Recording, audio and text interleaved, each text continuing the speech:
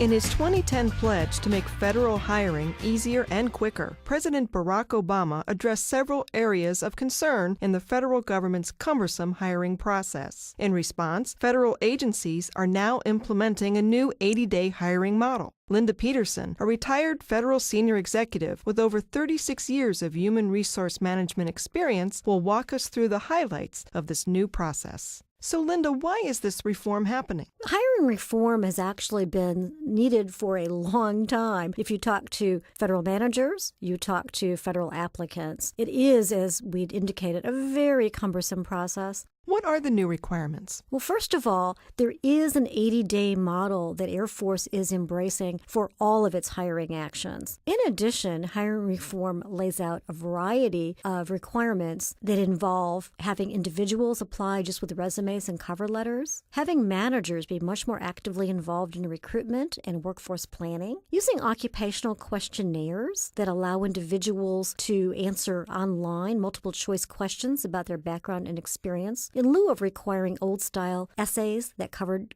knowledge, skills, and abilities that they had, using category rating to broaden the numbers of individuals who are available for managers to select, as opposed to the old limited rule of 3, notifying applicants more about their application status so they're not worried that all of their application material falls into some strange black hole and it's never seen or heard from again, and ensuring that managers have both responsibility and accountability for being much more engaged in the hiring and orientation processes. Some of this sounds familiar, so what's really changed? The primary change is it's now required. We've long known and thought we needed to do these things, but now it's a requirement.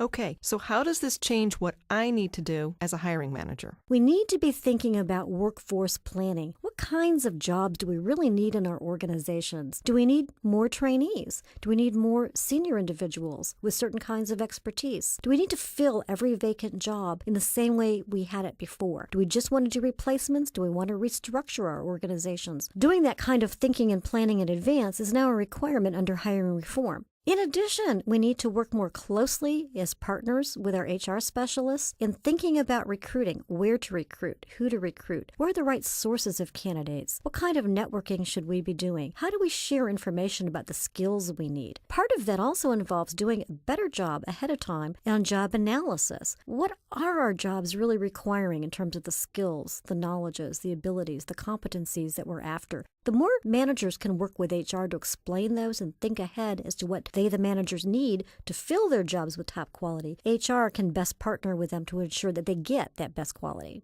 Is there any way I can assist more with recruiting? There are a number of ways. You can work with the HR staff and with the recruiters who are going to be attending events. You might want to be attending events with them. You could also have the recruiters and the HR specialists who may be going to other events or even the same events be on the lookout for those kinds of individuals. You can talk with them about advertising your vacancies in a number of publications or job boards that are of most interest to those kind of candidates. It's really fairly limitless what you can do in working with your recruiters. The important thing is the recruiters and the HR specialists are your partners. The more information you share with them about what you want, the more likely you're going to get what you want. Linda, thank you for putting that into perspective. Next up, we'll take a look at filling your civilian position and how to get started.